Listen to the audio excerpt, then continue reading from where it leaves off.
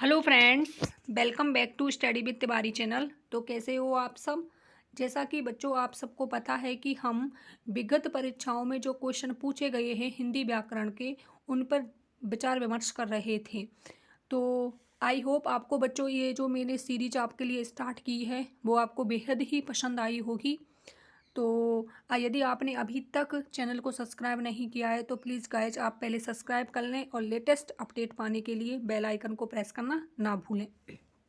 तो बच्चों आज की क्लास को शुरू करते हैं। किस शब्द में उपसर्ग और प्रत्यय दोनों प्रयुक्त हुए। तो बच्चों मैं आपको बताना चाहूँगी कि जो परीक्षाएं भविष्य में होने वाली हैं या अतीत में हो गई हैं, तो आप उसमें देख सकते हो बच्चों उपसर्ग और प्रत्यय दोनों से क्वेश्चन पूछा जा रहा है।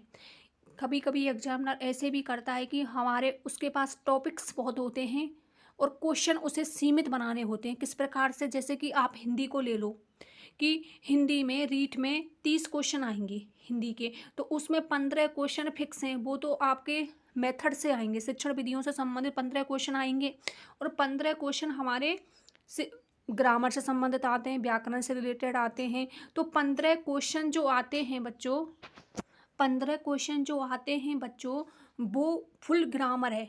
ऐसा उपसर्ग भी है उसमें, प्रत्यय भी है, तत्सम तद्भव भी है, संधि भी है, समास भी है उसमें, और विराम चिन्ह भी है उसमें, राजस्थानी शब्द भी हैं। आप देख सकते हो ओवरऑल सारी ग्रामर है वो दे रखी है। और एग्जामिनर को सिर्फ क्वेश्चन कितने बनाने होते हैं, 15 क्वेश्चन बनाने होते हैं और टॉपिक 15 से ज़्यादा हैं। तो एग्जामिनर क्या करता है, जब जब दो टॉपिक्स होते हैं मिलते जुलते, अब उपसर्ग और प्रत्यय दो टॉपिक आपस में मिलते जुलते हैं तो उनका एक क्वेश्चन बना देता है वो। उसी प्रकार से इसमें किया है। तो अब तो आप देख सकते हो ये वीडियो में जो एग्ज़ाम हुआ था उसमें से मैंने ये क्वेश्चन लिए हैं। तो उसमें भी बहुत सारे वीडियो के पेपर में या फिर एसआई के पेपर में 100 क्वेश्चन आते हैं। एसआई में हिंदी ग्रामर में तो पूरी ग्रामर है उसमें, उसी प्रकार से रीट में भी पूरी ग्रामर आएगी जो मेन पेपर होगा उसमें। तो एग्जामिनर इसी प्रकार से क्वेश्चन बनाएगा। दो क्वेश्चन बनाने होते हैं, वहाँ एक बना देगा। तो बच्चों आप इस प्रकार से अपनी ग्रामर को रेडी करो कि आपके हिंदी से, जिनके पास हिंदी सब्जेक्ट है, उनका एक भी क्वेश्चन ना कटे। और आप देख सकते हो यदि आपने इन परीक्षाओं को देखा है या दिया है या क्वेश्चन हल करे हैं, तो आप देख सकते हो कि भविष्य में जो भी परीक्षाएं होंगी उनमें इसी प्रकार से क्वेश्चन बनेंगे। ऐसा तो है नहीं है पुराने जो पैटर्न पर परीक्षाएं हो गई हैं उसी प्रकार से तो आगे के पैटर्न पर परीक्षाएं बनेंगी होंगी। तो यही है बच्चों। तो आज की क्लास को स्टार्ट करते हैं। किस शब्द में उपसर्ग और प्रत्यय दोनों हैं। तो बच्चों आप क्वेश्चन को ध्यान से पढ़ा करें। तो इसमें पूछा है उपसर्ग और प्रत्यय दोनों हैं, ठीक है बच्चों। तो देखो पीछे से देखते हैं आर्थिक में। अब आपको पता है आर्थिक बना कैसे, तो हमेशा जब भी आप क्वेश्चन को हल करें तो उसमें आप उपसर्ग और प्रत्यय वाले क्वेश्चन पे तो आप विशेष ध्यान रखें। जब भी क्वेश्चन को हल करें ना तो उसके टुकड़े करके देख लिया करें जिससे आपको पता चल सके। आप देखो इसमें अर्थधन इक से बना है आर्थिक। अब इक क्या है, इसमें इक है प्रत्यय, और आपको पता है इक प्रत्यय ऐसा है जो आदि वृद्धि करता है। अब इसमें इक जुड़ेगा तो ये आए, तो ये किस में बदल जाएगा, दीर्घ आ में। तो ये दीर्घ आ हो गया यहाँ पे। तो इसमें सिर्फ प्रत्यय लगा हुआ है, उपसर्ग नहीं है। उसमें पूछा है उपसर्ग और प्रत्यय दोनों हैं, तो ये ऑप्शन डिलीट हुआ, ये ऑप्शन डिलीट हुआ। कुसमित को देखते हैं बच्चों। इसमें ये किससे बना हुआ है, कुसुम धन इत से, कुसुम धन इत से। अब देख सकते हो बच्चों कुसुम बोलते हैं फूल को, तो कुसुम क्या हुआ, ये मूल शब्द हुआ और उसमें प्रत्यय कौन सा जुड़ा हुआ है, इत। तो उसमें दोनों पूछा, ये ऑप्शन भी डिलीट। विद्युता, आपको पता है विद्युता किससे बना है, विद्युताए, तो ये बना है विद्युत, विद्युत प्लस ता से। तो विद्युत शब्द मूल शब्द है और इसमें ता क्या है, प्रत्यय है। तो इसमें सिर्फ इन तीनों विकल्पों में क्या है, सिर्फ और सिर्फ प्रत्यय है बच्चों, क्या है, प्रत्यय। लेकिन आदि प्रत्यय के एक सेकंड के लिए हम टुकड़े करते हैं। तो बच्चों अब आपने इन तीन विकल्पों को डिलीट कर दिया तो आप आसानी से फर्स्ट विकल्प को राइट कर सकते हो, राइट कर सकते हो। तो बच्चों मैंने भी रीट 2021 में पेपर दिया था, मेरे हिंदी में 30 में से 30 अंक आए थे। उसमें यदि आपने अच्छे से पढ़ा है ना, तो मैंने भी ऐसे किया था कि तीन विकल्पों को, जो क्वेश्चन मुझ पर आता नहीं था ना, तो उसमें मैंने डिलीट जो है उसको अपनाया। डिलीट करते करते ये राइट आंसर पर पहुंच सकते हैं हम। अब 3 विकल्पों को आपने आसानी से डिलीट कर दिया तो आप श्योर हो जाते हो 100% कि इसमें ये विकल्प ही बिल्कुल सही है। हालांकि आपको इसमें राइट आंसर नहीं आता, लेकिन फिर भी आप श्योर हो कि ये सही होगा, क्योंकि हमें बाकी के 3 तो आते थे ना। हमारा माइंड बच्चों पूरी चीज को ग्रहण नहीं कर पाता, लेकिन परीक्षा में 4 विकल्पों में से हमने यदि डिलीट को अपना लिया, जैसे कि ये डिलीट है, ये नहीं होगा, ये नहीं होगा, ये नहीं होगा, तो राइट आंसर ये होगा, फिर भी हम सेफ जोन में आ सकते हो, फिर भी हम सेफ जोन में आ सकते हैं। तो बच्चों मेरे 30 में से 30 आए थे। टोटल अंक थे मेरे 129। टोटल जो अंक आए थे मेरे 129 आए थे बच्चों, उसमें 30 हिंदी में आए थे मेरे। तो आदिपत्य इसका तो राइट आंसर हो गया। तो कैसे हुआ उसको देखते हैं हम बच्चों। अधिधन, तो बच्चों ये कैसे हुआ, अधि हुआ, इधर क्या आया, पत, और फिर क्या आया, ये अधिपत हुआ। अब आपको पता है ये प्रत्यय क्या करता है बच्चों, इसको तो ये आधा कर देता है और इसमें आदि वृद्धि कर देता है, तो इसमें आदि उपसर्ग हुआ और ये क्या हुआ, प्रत्यय हुआ, तो दोनों इसमें प्रयुक्त हुए। आदिपत्य बिल्कुल शुद्ध रूप है। नेक्स्ट, किस शब्द में 2 प्रत्ययों का प्रयोग हुआ है। तो बच्चों आप देख सकते हो, ध्यान से पढ़ो जिससे आगे आने वाली एग्जाम में हम अच्छा स्कोर कर सकें। 2 प्रत्यय किसमें हैं, मित्रता, मानवता, विविधता और सुंदरता। तो बच्चों ये कोई मामूली क्वेश्चन नहीं है। यदि आपने इसको, उपसर्ग और प्रत्यय कोई मामूली नहीं है बच्चों, यदि आपने हल्के में ले रखा है तो ये आपका भ्रम है। इसमें जिस बच्चे ने अच्छे से पढ़ा है ना वो ही कर सकता है इस क्वेश्चन को। इसमें 2 प्रत्यय निकालने, देखो हाँ, यदि आपने डिलीट करते करते आप राइट आंसर पर पहुंच सकते हो। सुंदर प्लस ता, सुंदरता, इसमें एक ही है तो ये ऑप्शन डिलीट। विवशता, विवशधनता, इसमें एक ही है, ये ऑप्शन डिलीट। मित्रता, मित्रधनता, इसमें भी एक प्रत्यय, ये ऑप्शन डिलीट। बचा कौन सा, मानवता। अब आप सोच रहे होंगे कि इसमें मानवता में 2 प्रत्यय कैसे हुए। तो बच्चों आपको पता होगा, मनु धन ए, मनु धन ए प्रत्यय हुआ। मनु धन ऐसे बनता है बच्चों मानव, मनु धन ऐसे बनता है बच्चों मानव, और मानव में जब तय प्रत्यय लगा, मानव में जब तय प्रत्यय लगा, अब मानव तो क्या हो गई, एक जाति हो गई, मानव जाति हो गई, लेकिन मैंने मानव में जब तय प्रत्यय लगाया, ता प्रत्यय लगाया, तो मानवता ये भाववाचक संज्ञा बन गई। पहले जाति थी, इसमें ता लगा दिया तो ये भाववाचक संज्ञा बन गई। तो इसमें मनु में ए, एक तो ए प्रत्यय हुआ, तब तो ये मानव बना। अब देख सकते हो बच्चों कितना डीप पूछा है। मानव से पहले, यदि जिस बच्चे को मानव के टुकड़े पता है कि ये मानव बना किससे है, मानव में कौन सी प्रत्यय, तभी कर सकता है इसको। मानव, मनुधन ऐसे बना है दानव, धनुधन ऐसे बना है दानव, राघव, रघुधन ऐसे बना है राघव। तो इसमें ता क्या लगा, फिर मैंने इसमें ता जोड़ा तो ये 2 प्रत्यय हो गए। इसमें 2 प्रत्ययों का प्रयोग पूछा है तो बिल्कुल सही हुआ। नेक्स्ट, ये प्रत्यय से रहित शब्द है। तो बच्चों भारतीय, राष्ट्रीय, भवदीय, माननीय, आप चारों ही विकल्प में देख सकते हो। इसमें ये आप जब उच्चारण करोगे तो इसमें ये का ही उच्चारण होगा, लेकिन यदि आपने अच्छे से पढ़ा है कि ये प्रत्यय का संबंध किससे होता है, ये प्रत्यय का संबंध किससे होता है, तो आप इसको आसानी से कर सकते हो। तो बच्चों जो ये प्रत्यय होता है उसका संबंध होता है संबंधवाचक से, संबंध से होता है, संबंधवाचक तद्धित प्रत्यय होती है ये संबंध। ये प्रत्यय का संबंध से होगा, ये याद ध्यान रखो आप।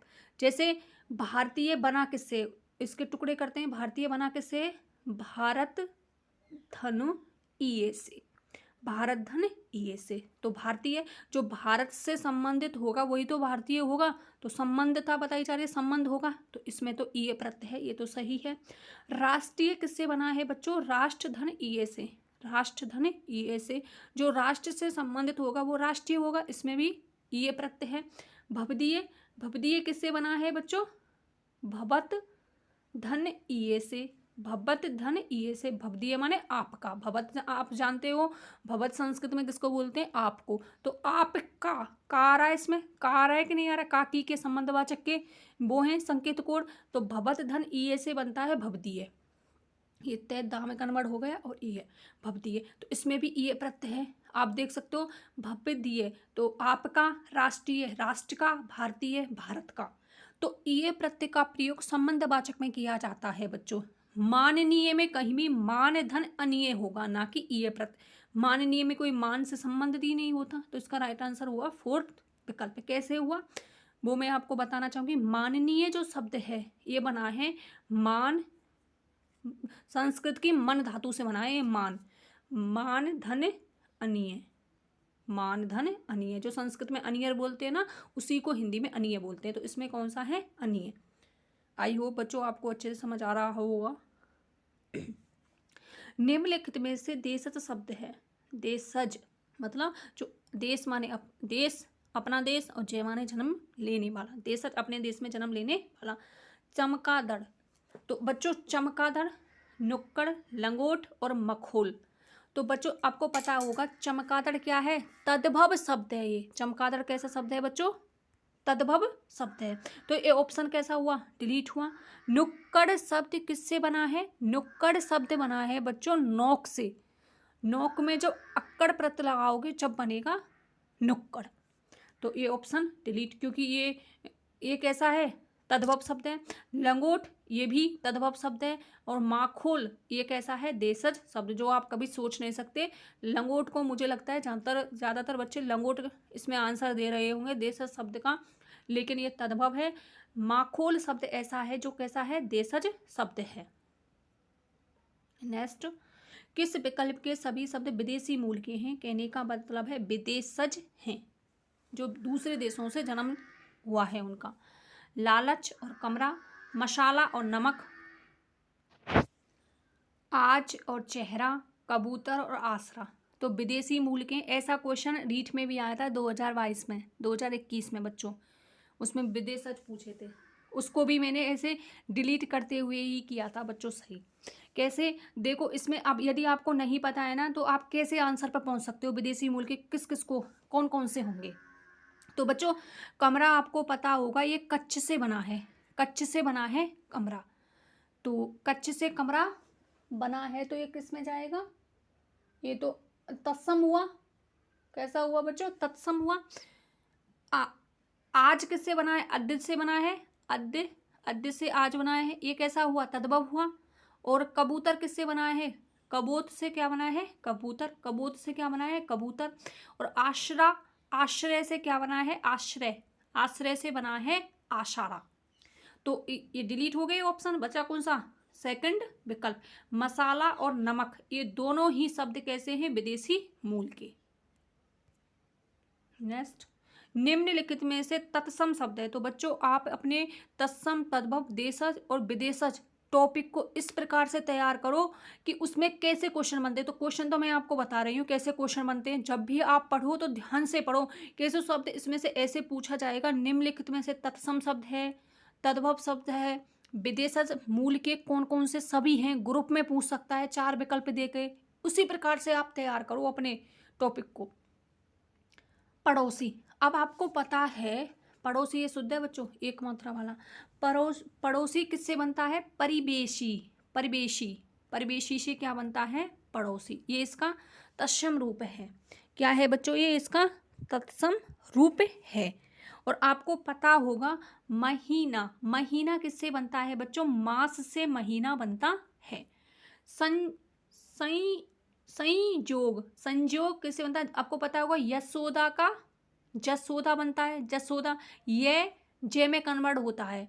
जय होता है वो तो होता है तद्भव, और जय होता है वो होता है तद्भव, और संयोग, संयोग, और ये होता है वो होता है तत्सम। संयोग क्या बनेगा? संयोग। तो संयोग का बनेगा संयोग। ओके बच्चों, तो देखो आपको एक ही क्वेश्चन में 3 और चीज एक्स्ट्रा मिल रही है। संयोग का बनता है संयोग, महीना का बनता है मास, और पड़ोसी का बनता है परिवेशी। तो कुटुंब, कुटुंब परिवार को बोलते हैं, तो ये क्या है? तत्सम शब्द। नेक्स्ट, किस विकल्प के सभी, अब देख लो बच्चों इस प्रकार से भी क्वेश्चन बन सकता है। किस विकल्प के सभी शब्द तत्सम है? कैसे हैं बच्चों? तत्सम, सभी शब्द तत्सम है।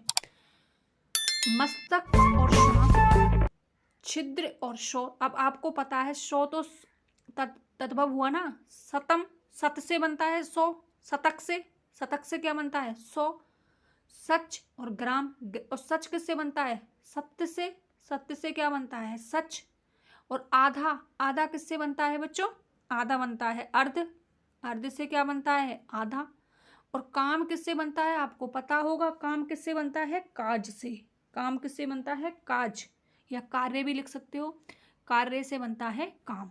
तो ये तो दोनों कैसे हुए तद्भव हुए, इसमें ये सच तद्भव है, इसमें सौ तद्भव है, तो पहला ऑप्शन बिल्कुल सही है, मस्तक और श्वास। बच्चों ऐसे डिलीट करते हुए आप राइट आंसर पर जा सकते हो। निम्नलिखित में से तद्भव शब्द है, कैसा शब्द तद्भव, तो देख लो बच्चों, आपको पता होगा मनुष्य तस्यम है, मनुष्य तस्यम है, और जो मानुष्य शब्द है, मानुष्य जो शब्द है बच्चों, मानुष्य जो शब्द है वो कैसा है तद्भव, वो कैसा है बच्चों तद्भव, और मनुष्य शब्द कैसा है तत्सम, ये तद्भव है। मुख ये भी कैसा है, मुख्य का, मुख्य का ये भी कैसा है तत्सम, और बानर किससे बना है आपको पता है, बानर तत्सम है, और इसका क्या बनता है बंदर तद्भव में। और माँ, माँ कैसा है तद्भव शब्द है, क्योंकि आपको पता होगा माँ किससे बनता है मात्र, मातृ से क्या बनता है माँ। नेक्स्ट, कौन सा शब्द तद्भव नहीं है, तद्भव नहीं है मतलब तद्भव का मतलब होता है हिंदी का नहीं है, कंगन, भंडार, कुकुर और घर। तो आपको पता होगा कुकुर किसको बोलते हैं, हम कुत्ता को बोलते हैं, सीधा सीधा है। कुकुर कैसा है तत्सम शब्द है। गृह को घर बोलते हैं, ये तो होंगे नहीं, कंगन को कंगन बोलते हैं, भंडार को भंडारा बोलते हैं।